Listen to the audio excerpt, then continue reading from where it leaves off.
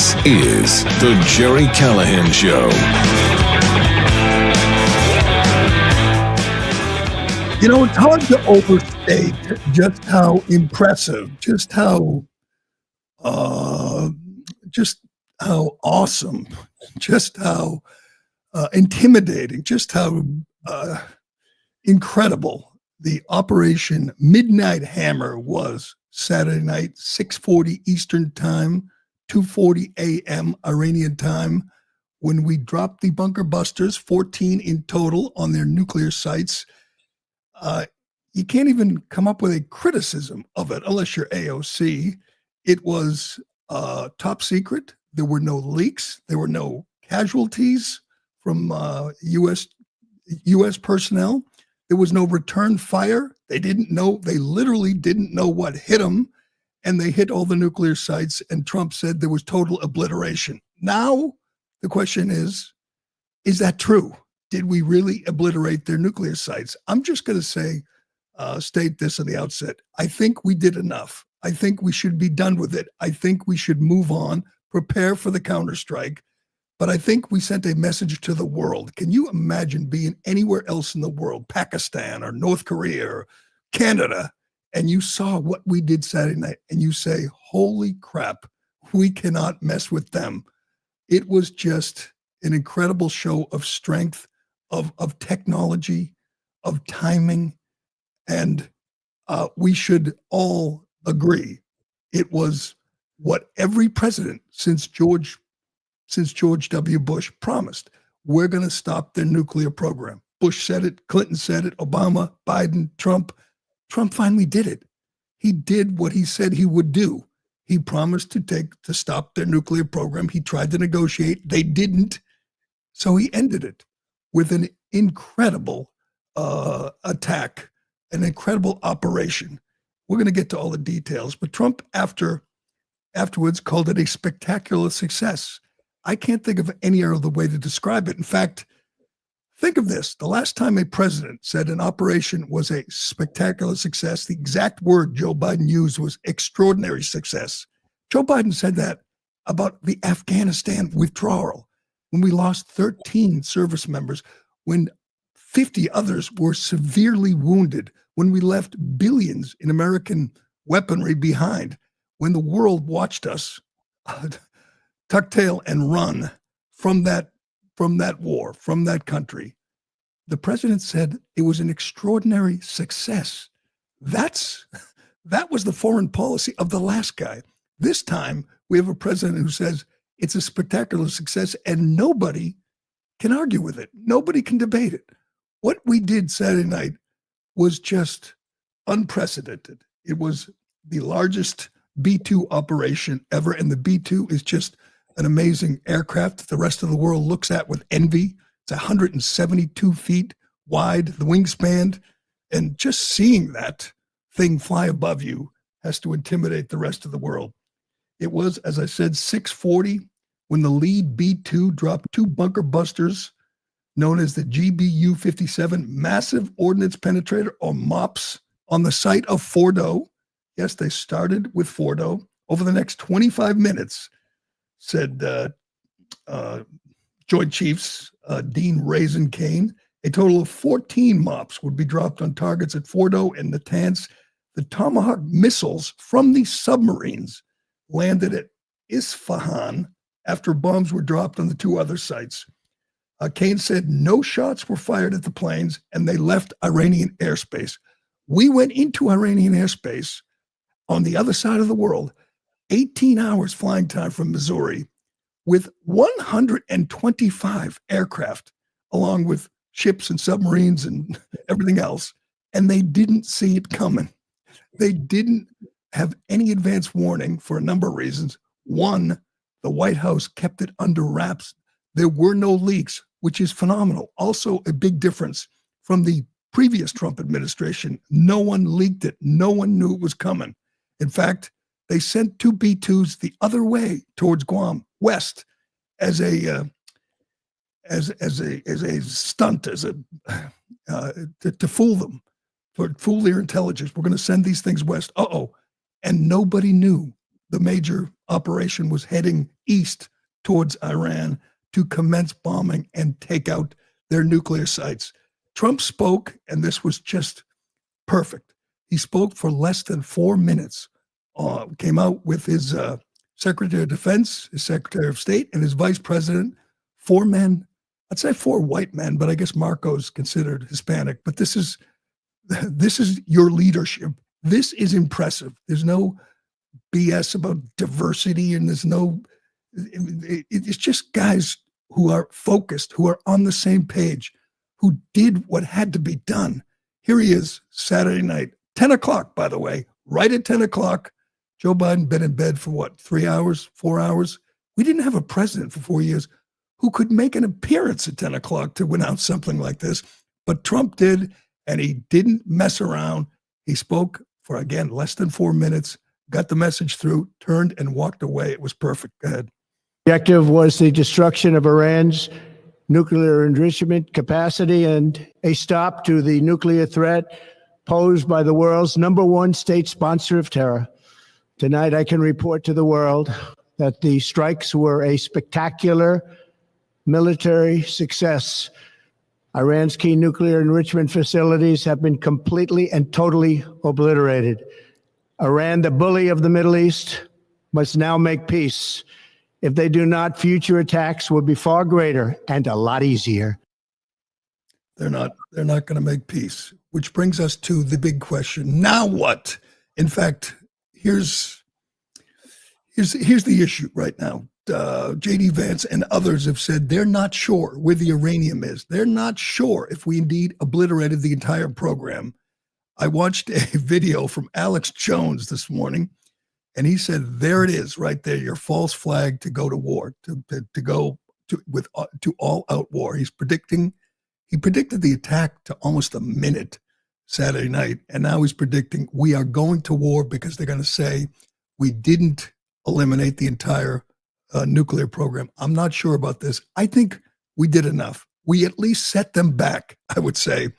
When you see the damage, hell, that we killed all their nuclear scientists, Israel did, and took out many of their generals, I am going to say they're on their back foot and they're incapable right now of building a nuclear weapon to fire at Israel. I'm just going to guess, after watching this, hearing the details, they're not ready to go nuclear. That was the goal. That was the objective. And now we get to the concerning part. This is from Donald Trump this morning, I believe, on True Social, talking about regime change. Now, nobody wants regime change war. Nobody, except maybe Lindsey Graham at this point, Mark Levin, maybe. But for the most part, even MAGA, hardcore Trump supporters, nobody wants a war. Nobody is invested in regime change. But this is a little concerning. Can you throw that up for me? This is Trump this morning. Or last night. It's not politically correct to use the term regime change, but if the current Iranian regime is unable to make Iran great again, why wouldn't there be a regime change? MIGA. I assume that means make Iran great again. I'm sorry. Trump handled it beautifully Saturday night. This is a little too glib at this point. Make Iran great again. That's not the objective. That was never the objective. We are not in this for regime change for a number of reasons. A, it hasn't worked out in the past. How did it work out in Libya, in Syria, in Iraq? We don't want regime. We don't care. If they want to overthrow the Ayatollah, good luck to them. But we shouldn't be working behind the scenes to affect regime change and make Iran great again. Does anyone think that's even a possibility? Again, if you weren't around paying attention 22 years ago, we were promised if they just deposed Saddam Hussein, if we just eliminated him, Iraq would be a thriving democracy in the Middle East, our most reliable ally. It didn't happen. It's not going to happen. There's no hope for a thriving democracy or even a benign theocracy in Iran, regime change or no regime change. But when you hear the president say that, you're thinking, oh my God, were the skeptics right? Was he thinking all along that this will be the first step towards deposing the Ayatollah? God, I hope not. That makes me nervous when I see that from Trump. There's one poll from Trump supporters. Do you support regime change? And it was overwhelmingly, I think Charlie Kirk had it, overwhelmingly no, like 70 or 67 to 30, no. Among Trump supporters, they don't want this. They don't want to take the next step toward regime change. We were told the big threat was their nuke program. Trump said they can't have nukes. He gave them time to negotiate. They didn't negotiate, or they didn't come to a deal. On day 61, Israel attacked. Trump again warned them, negotiate, sit down, talk. They didn't. So he did as promised. He did as every other president has promised. He stopped their nuclear program. And now we're going to hear about maybe they're still close to building a missile. I don't care. We've done enough. We've done plenty. This is sufficient for the moment. 125 aircraft and 14 bunker busters and Tomahawk missiles from submarines. Trump was right. It was a spectacular success. Now we wait for the retaliation, and we hope it's not from a sleeper cell in the U.S. We will get to that, but let's just get back to the initial assessment. Get Pete Hegseth up there because he was great. I love this move by Trump after the 10 o'clock announcement. He says the Pentagon will have a press conference at 8 a.m., ruining the weekend for all the fake news. All the Pentagon reporters had to show up at 8 a.m. for Pete Hegseth and Raisin Kane, the Joint Chiefs, head of the Joint Chiefs, and they were great. They laid it out in detail. It amazes me how much detail they give at these things. Another example of just how transparent this administration is. They go into detail about the operation, and it is breathtaking how incredibly, spectacularly successful it was. Here's your Secretary of Defense, Pete Hegseth. Of almost any American if you had an opportunity to watch it in real time. And I think Tehran is certainly calculating the reality that planes flew from the middle of America and Missouri overnight, completely undetected over 3 of their most highly sensitive sites. And we were able to destroy nuclear capabilities. And our boys in those bombers are on their way home right now. We believe that'll have a clear psychological impact on how they view the future. And we certainly hope they take the path of negotiated peace. But I could not be more proud. Oh, our boys. We'll get to that. We'll get to the New York Times reaction to that comment. But I want to get to, do you have Raisin Kane? Because he was really good. And Raisin Kane he's his predecessor, Mark Milley. Here's the difference in Trump 1.0 and Biden and this Trump. No leaks, no backstabbing. Nobody tried to undermine the operation to make Trump look bad. Here's a reminder of who was in that seat, who was in that position 8 years ago, 5, 6, 7 years ago. Mark Milley, this lying, bloated fraud, who actually said that he would tip off China if Trump decided to attack China. This is who was in the room, in the Situation Room the first time around. This is what Trump has learned. He has to surround himself with good people, and this time it seems like he has. But here's Mark Milley talking about Trump just a few years ago. Chinese thought wrongly that the United States was going to attack them. I am certain, guaranteed certain, that President Trump had no intent to attack. And it was my task to make sure I communicated that.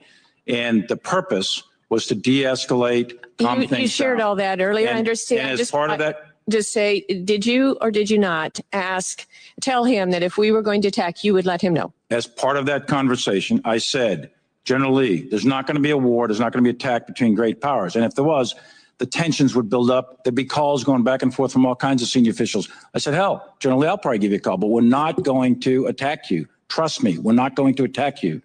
These are two great powers, and I am doing my best to transmit the president's intent, President Trump's intent. We're not going to attack you. Is there any doubt that if this guy was in the room, that it would have leaked? It would have been the New York Times, the Washington Post, before the planes left Missouri.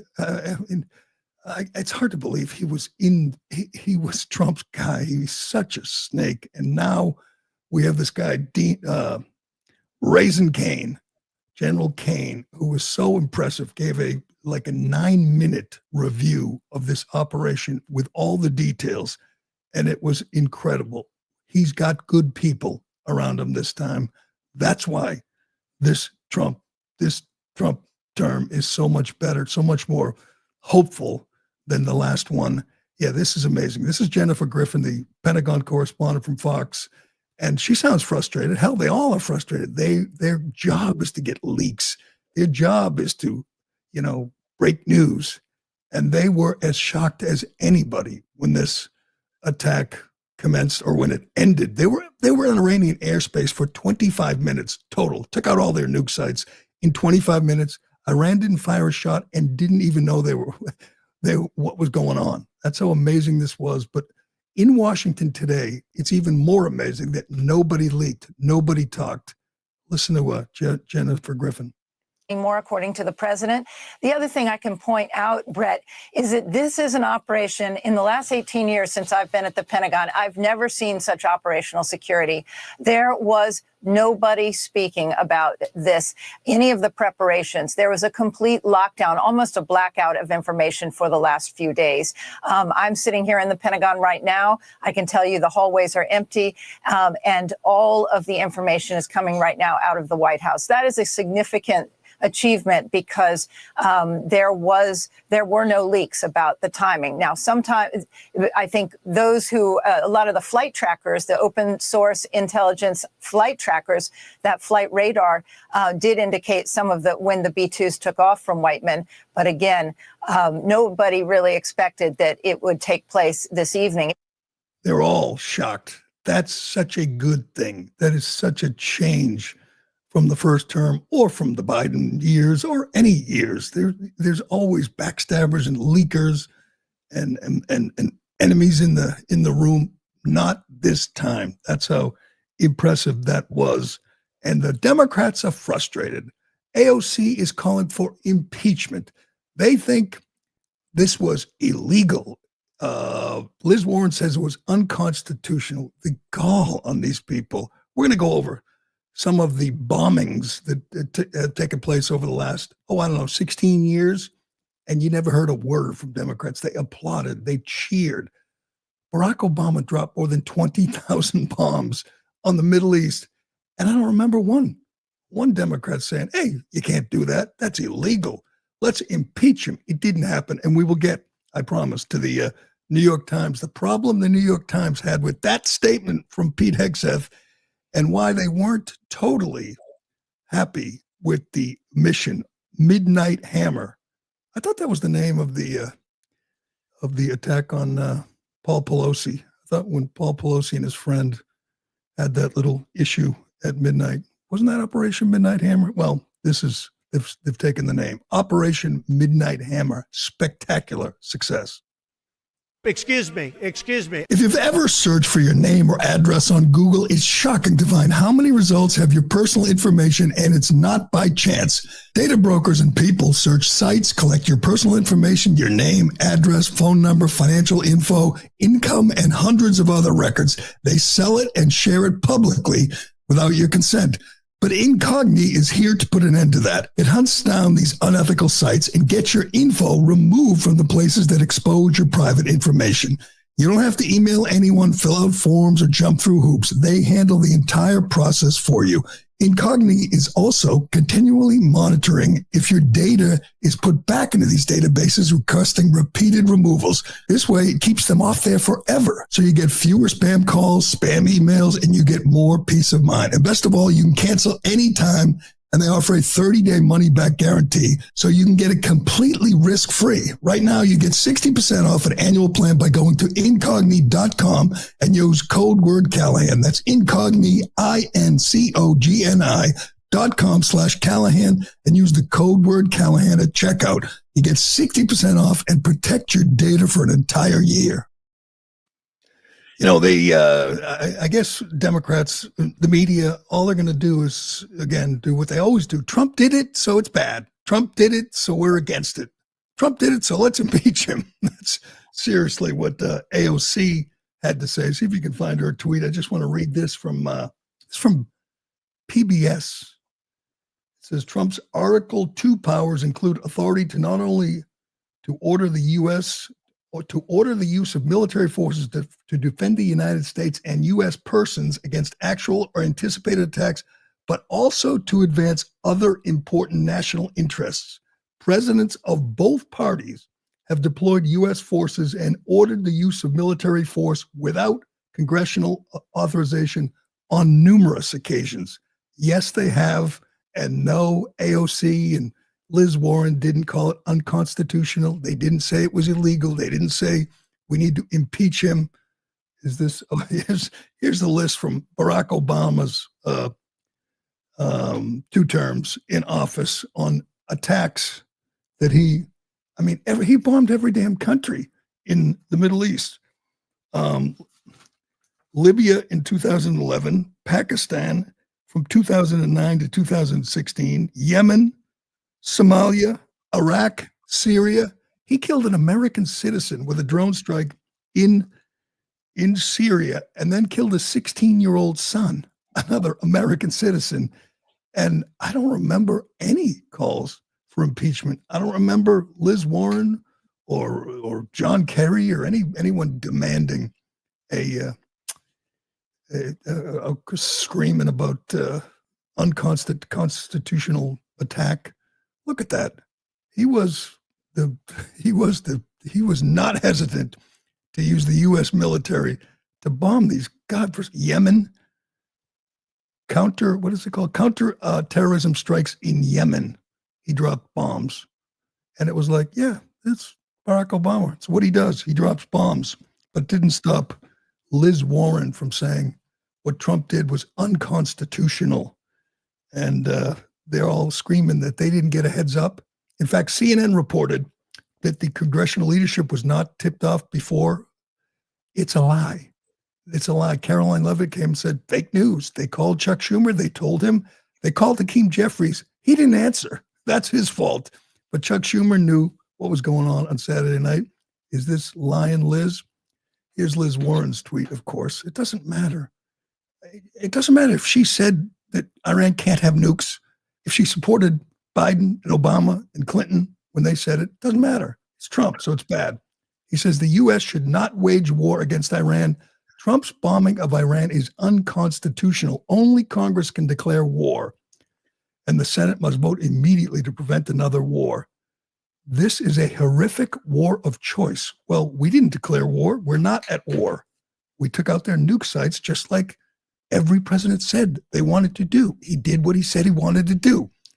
We might be at war, and I will be dead set against it, as will most Trump supporters. We don't want an escalation. They're going to retaliate. We'll deal with it when it comes. We don't want the American military used for regime change in Iran. Nobody, I shouldn't say nobody, again, Mark Levin, Lindsey Graham might, but most people are dead set against it. So, as this AOC, let's see what this idiot has to say. The president's disastrous decision to bomb Iran without authorization is a grave violation of the Constitution. He has impulsively risked launching a war that may ensnare us for generations. It's absolutely and clearly grounds for impeachment. How many likes does that have? 400,000? Almost 500,000. 500,000 likes. It doesn't matter that these are the same people who a week ago would have told you, oh no, Iran can't have a nuclear weapon. It will use it on Israel. It will use it on us. It will be a problem for the world. Here's the bottom line. Everybody in the world is happy with what Trump did, with what we did. Saudi Arabia is happy. The whole Middle East, other countries, they're like, oh, good. We did not want the mullahs. We did not want the Ayatollah to have nukes. Good. They're not going to say it out loud. Pakistan, they condemned it. They don't mean it. They're happy that this happened. They're thrilled. So let's get to the retaliation. Obviously, we have 40,000 troops in the Middle East. They're all on high alert, as well they should be. They're going to fire a missile at a U.S. base. Hopefully they will fail. Hopefully they'll understand that they don't want another B-2 dropping another bunker buster on them. They can't win. They can't defeat us, but they do fight dirty. So we're expecting retaliation, and we're concerned that it could be here in the United States. Why? Because of Joe Biden. Everything's the fault of the Biden administration, because they let in 20 million illegal aliens, because there were 2 million gotaways. As we've explained before, these are people who didn't want to get caught, didn't want a free hotel, didn't want a free phone, didn't want all the benefits that come with walking across our border. They didn't want to be found. Why? 2 million?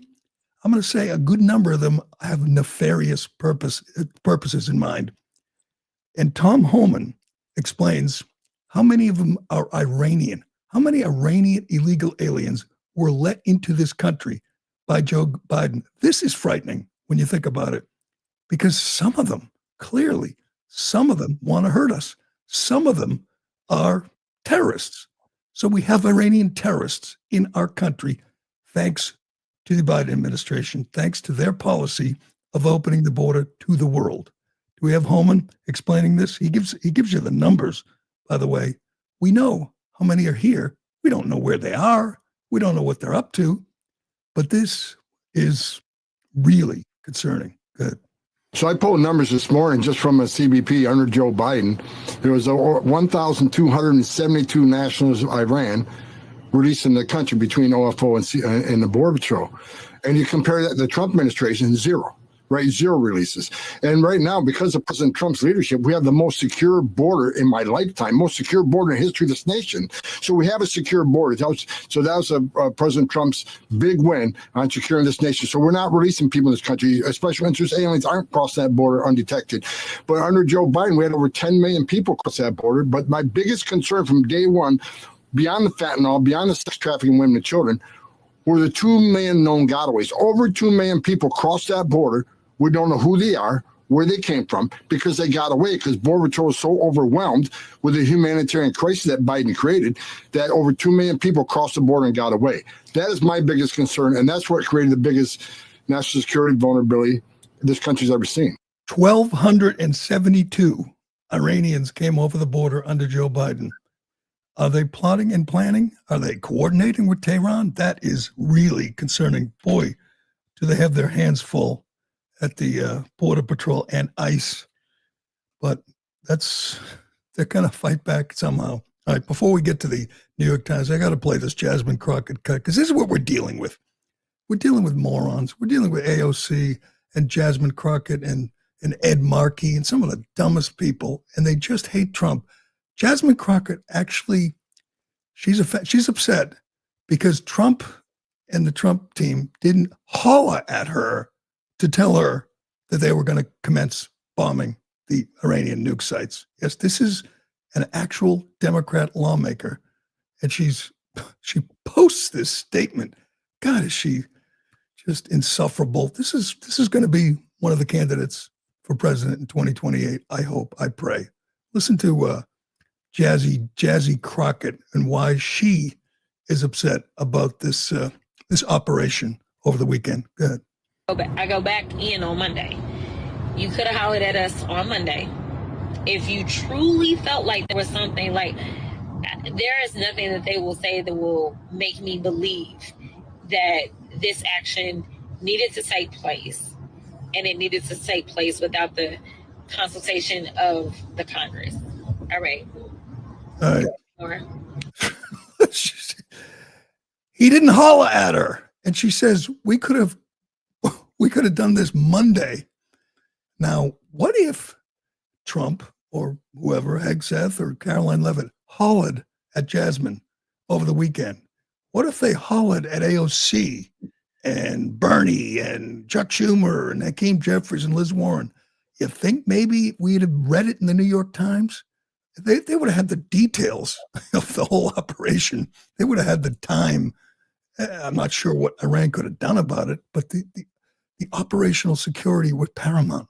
And you can't have that with morons like that in the loop. So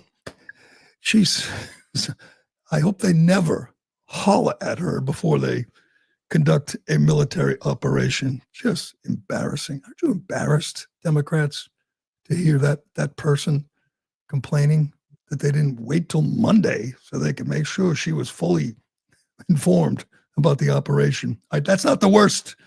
That's not the worst reaction to this spectacularly successful operation. I'm going to tease it again. We'll get to the New York Times, perhaps the most amazing tweet I think I've ever seen, posted yesterday morning in reaction to the bombing. It's remarkable. We'll get to that and more, but first. Excuse me. If you're still tossing and turning all night and feeling edgy during the day, let me tell you about CBD from CB Distillery. Millions have turned to CBD for relief because it works. In fact, over 90% of customers report better sleep with CBD, and it's not just sleep. CB Distillery offers targeted formulations for just about everything: sleep, stress, mood and focus, pain after exercise. That's a big one for me. They even have CBD for pets, and it's all made with the highest quality clean ingredients. No fillers, just premium CBD. I use the stick for my shoulder, works, and of course, the gummies help me sleep. They do indeed work. And with over 2 million satisfied customers and 100% money-back guarantee, CB Distillery is the source to trust. If you're struggling with sleep, stress, or other health concerns and haven't found relief, make the change, like millions have, to CBD from CB Distillery. And for a limited time, you can save 25% off your entire purchase. Visit CB Distillery and use promo code Callahan. That's cbdistillery.com, promo code Callahan, cbdistillery.com. I'll say it again. Before we get to the New York Times guy, I want to get to this Marco Rubio moment because, I love J.D. Vance. I'm looking forward to Vance 2028. And Vance is good in these moments. There's no one better than Rubio. Rubio doesn't mess around. He goes into enemy territory, into the lion's den. He goes on with Margaret Brennan, ultimate fake news hack, just Democrat posing as a journalist, as she tries to get tough whenever she has a Trump administration official on. She even look at her posing, bending over, pointing the finger, interrupting. Marco was having none of it. He doesn't use her name, which I love. JD always says, Margaret, do you listen to yourself, Margaret? Marco doesn't even give her that level of respect. But she wants to point out that it's a problem because we didn't have confirmation that they were ready, with the nuke, ready to fire it at Israel. So maybe this attack was premature. He didn't want to hear it. Go ahead, let's listen to Marco push back. Up on a phrase you just word, weaponization ambitions. Are you saying there that the United States did not see intelligence that the Supreme Leader had ordered weaponization? That's irrelevant. I see that question being asked in the media. That's an irrelevant question. No, they have that is the key point in U.S. intelligence assessment. You know that. No, it's not. Yes, it was. No, it's that not. The political decision had not I know been that better made. than you know that, and I know that that's not the case. But I'm asking you whether the order was given. And the people who say that, it doesn't matter if the order was given. They have everything they need to build nuclear weapons. Why would you bury things in a mountain 300 feet under the ground? Right. Why would you bury why do they have 60% enriched uranium? You don't need 60% enriched uranium. The only countries in the world that have uranium at 60% are countries that have nuclear weapons. Because they can quickly make it 90. They have all the elements. They have. Why do they have a space program? Is Iran going to go to the moon? No, they're trying to build an ICBM. No, but that's a question. That's a question of intent. And in the intelligence assessment that it was that Iran wanted to be a threshold state and use this leverage. I'm talking about the public March assessment, and that's why I was asking you if you know something more from March. That's also an inaccurate representation of it. That's an accurate representation of it. That's not how intelligence is read. That's not how intelligence is used. Here's what the whole world knows. Now, forget about intelligence. What the IAEA knows. They are enriching uranium well beyond anything you need for a civil nuclear program. So why would you enrich uranium at 60%? Right. if you don't intend to one day use it to take it to 90 and build a weapon? Right. Why are you developing ICBMs? Why do you have 8,000 short-range missiles and 2,000 to 3,000 long mid-range missiles that you continue to develop? Why do you do all these things? They Understood. have everything they need for a nuclear weapon. They have the delivery mechanisms. They have the enrichment capability. They have the highly enriched uranium that is stored. Yes. That's all we need to see. Right. Well, and especially in the hands of a regime that's our. She's no match for him. He's so good at that. Marco is, he's a possibility in 2020. I don't know if there'll be a split between him and JD, but I'd take either one. He's so good at this, and he's serious, and he's not messing around, and he's right. Why do you need confirmation that the missile with a nuclear warhead is ready to go? We know they're trying. We know they've been trying for years. We know that's why the facility is buried under a mountain, because they have, because they're working toward a nuclear missile. And more than any other country, you say, if they get it, they'll use it. They're not going to get it as deterrent. They're going to get it and use it. And as we've heard, Saudi Arabia said, if they get it, we got to get one. And so do other countries. So it had to be done. It was done. It was done in spectacular fashion. And there was one problem, though, when Pete Hegseth, as you heard, explained, he commended our boys in the B-2s, our boys on this mission that included 125 aircraft, our boys. A New York Times guy tweets out, this is amazing. I can't even read it. I saw this yesterday morning and laughed out loud. John Ismay, New York Times guy, writes, in the briefing, Hegseth referred to B-2 pilots as our boys in those bombers, yet both men and women have trained to fly them. I mean, honest to God, that's your initial reaction. That was yesterday morning after the Hegseth press conference, less than 12 hours or 14 hours after the bombs dropped. His reaction is, women fly too. And thank God we got confirmation from Jennifer Griffin. She writes, why did she even play along? She writes, Hegseth said, quote, we were able to destroy nuclear capabilities and our boys in those bombers are on their way home. Fox News has learned that at least one of the B-2 pilots who took part in the mission was female. My God. Oh, God, these people are hopeless.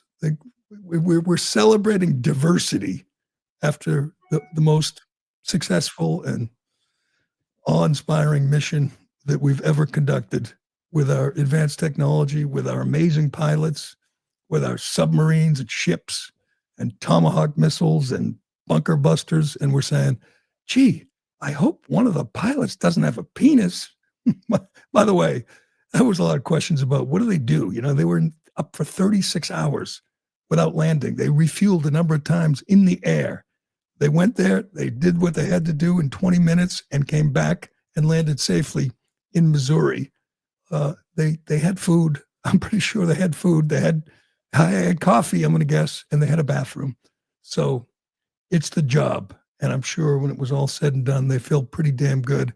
And again, the rest of the world looks at it and says, holy crap, we can't do that. We can't compete with that.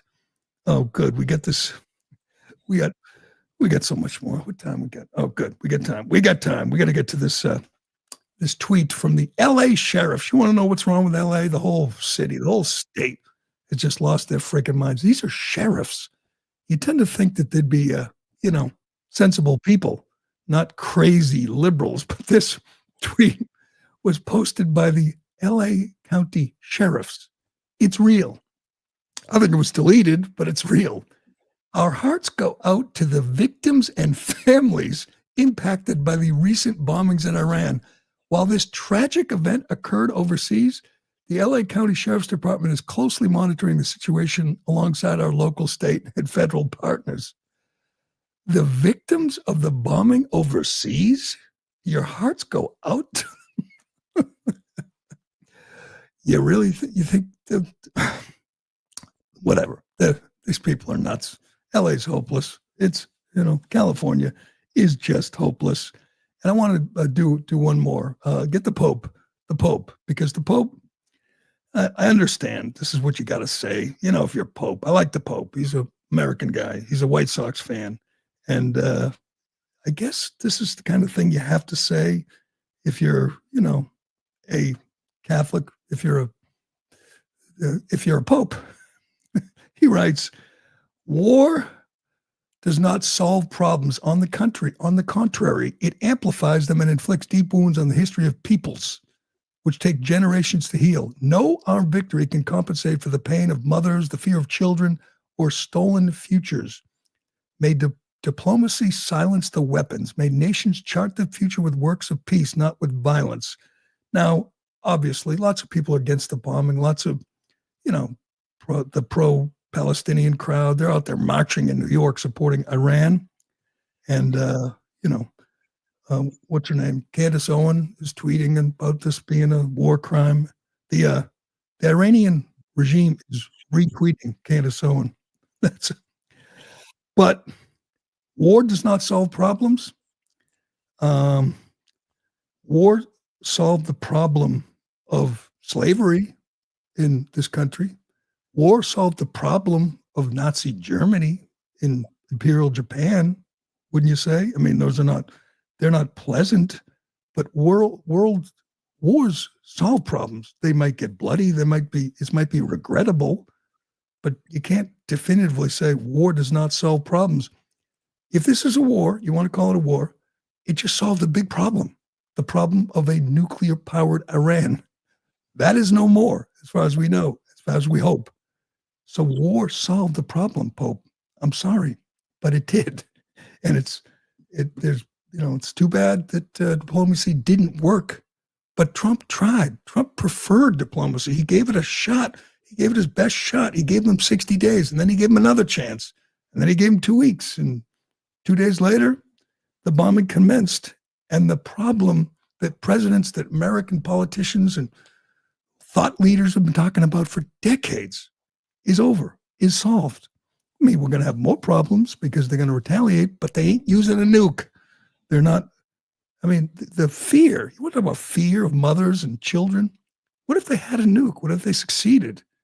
Every day in Israel, it's already bad. They're already, in bomb shelters every day. But if Iran had a nuke at this point, wouldn't we be convinced they'd use it? And wouldn't they start with Israel? That is pretty scary.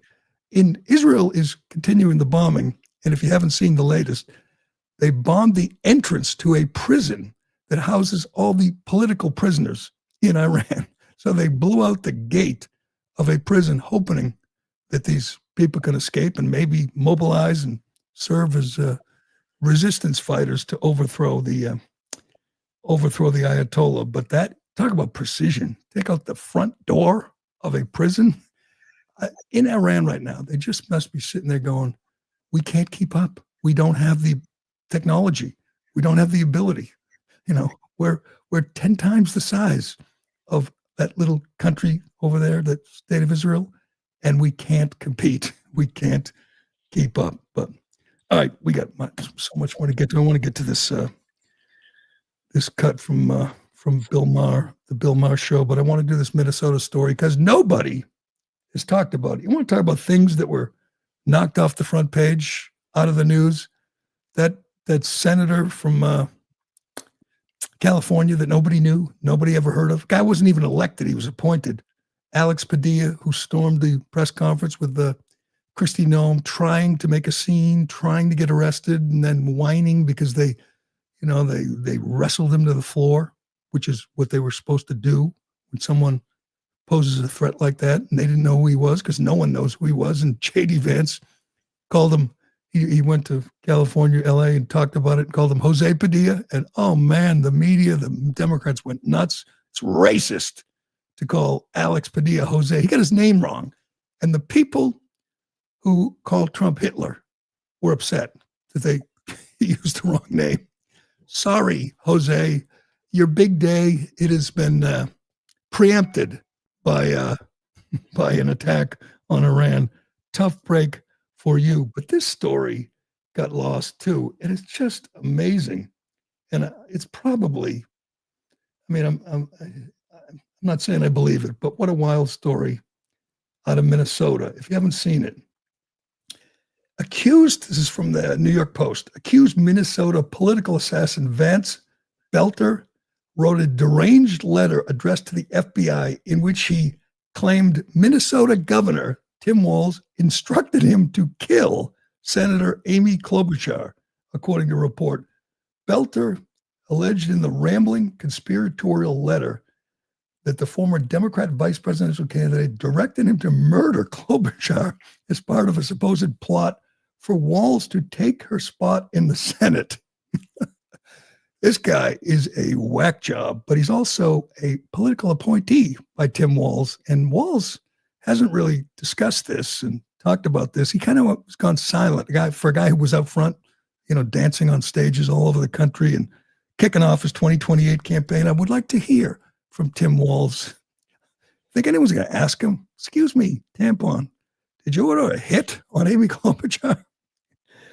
But that story just disappeared from the news. And I guess we don't get to see we haven't seen the letter yet, but maybe with Kash Patel and Dan Bongino on the job, maybe we'll get to see it. Maybe someone will ask Tim Walz, but we don't know what to make of this lunatic. But he, every time I see a story like this, I think of how much worse it could have been. Maybe it's just the optimist in me. I look at this. He obviously killed the House Speaker and her husband. He shot 2 others. They're wounded. They're healing. But what if he just went to some big political event, big Democrat rally? I mean, he was connected. He knew people. You tell me he couldn't get in to some big fundraiser and brought in one of his ARs? He could have done much, much more damage. Doesn't make the family of Melissa Hortman feel better, but he could have been much worse when you have a guy this unhinged. Speaking of unhinged, I want to get to this. Do I have time for this? Bill Maher cut. Wesley Hunt's a congressman from Texas. He's a black guy, and he loves to push back on the narrative. The narrative, advanced by Whoopi Goldberg and morons like her who said last week that life for black people in America is worse than for women in Iran. Women who aren't allowed to show their arms or their hair, or they'll be beaten. Sometimes they'll be executed. They have morality police in Iran who walk around looking for people violating the code, women, and imprisoning them or beating them or killing them for showing a little too much leg. That's life in Iran for women. And Whoopi says it's worse here for black people. And Wesley Hunt, a West Point grad, a congressman, just a badass. He went on with Bill Maher, and boy, did he push back. This was great. Go ahead. My district in the great state of Texas is actually a white majority district that President Trump would have won by 25 points. And as I said, I'm a direct descendant of a slave. My great-great-grandfather was born on a Rosedown plantation. I am literally being judged not by the color of my skin, but by the content of my character. That's the progress, because like a lot of white people had to vote for me. A lot. So I don't even ever want to hear Whoopi Goldberg's conversation about how it's worse to be black in America right now. That's a bit far. And my father, who's 75 years old, he was a man that was in the French quarters that had to go get a sandwich to the back door of the building. And his son is now a United States congressman in a white majority district in Texas as a Republican. That is America. That's America. So let's celebrate that. Yes. I saw the whole segment. He was great. He was good, man. I hope his profile ascends, because what a good message. He went to West Point. His whole family, his brother, his sister, they all went to West Point, served in the military, served, I think, a number of deployments in combat. Now he's in the House of Representatives, and he doesn't want to hear people tell him, you can't make it in this country if you're black, especially Whoopi Goldberg, an alleged comedian and actress and moron, saying it's worse for this in this country than Iran. She's just dumb, though. It's not like she actually believes it. She's just dumb. All right, 2 quick updates before we go on radical extremists whom the Democrats just love. Khalil, remember Khalil, the alleged Columbia student? He's a Columbia grad. He's 31 years old, and he was abducted by masked ICE agents. And they tried to deport him. A judge, of course, ordered him released. We kept hearing he had a wife and a baby at home, and he wanted to be back with his family. As soon as he got released, AOC escorted him out of the detention center. He was back on the streets yesterday, screaming about Iran and Palestine and hating America. Why do we want him in this country? And of course, Kilma Abrego Garcia, a judge just ordered him released. Here is Khalil Mahmoud leaving the detention center, escorted by AOC. They just love people who hate America. It's a man who ain't rooting for us in this war with Iran, certainly not rooting for Israel. Why do you want him here? I posed that question on Twitter, and you get no answer. Like, one argument. Give me one real argument for why you would want someone like this in your country. It's a choice. He's not a citizen. He's here on a student visa or whatever, his green card. If you have a choice, why would you select someone like that to be in your country? And why would you want Kilma Abrego Garcia freed? I would say he's a pretty big flight risk, an illegal alien gang member. He was ordered released after we heard the evidence of his 10-year career trafficking humans, including children, over the border. But Democrats just love him. They can't get over him. So he's now going to walk free, and I assume he will, he'll find a way to escape, because obviously he doesn't want to go to prison. So he'll be on the loose soon, on the lam. But all right, we got to leave it there. We'll just get back to waiting for the counteroffensive from Iran. It's not going to be conventional, put it that way. That's the scary part. They fight dirty, and they got people in this country, and they got people all over the Middle East. And I pray for our 40,000 troops in the Middle East. How about we bring some of them home now? Keep them out of harm's way. How about we don't keep 40,000 troops in the Middle East anymore? That's an idea. Just spitballing, just throwing it out there. But that will do it for today. Thanks for watching. Thanks for listening. I'm Gerry Callahan. This is The Callahan Show, and we will do it again tomorrow. The evidence is uncontradicted that the president used taxpayer dollars to ask the Ukrainians to help him cheat an election.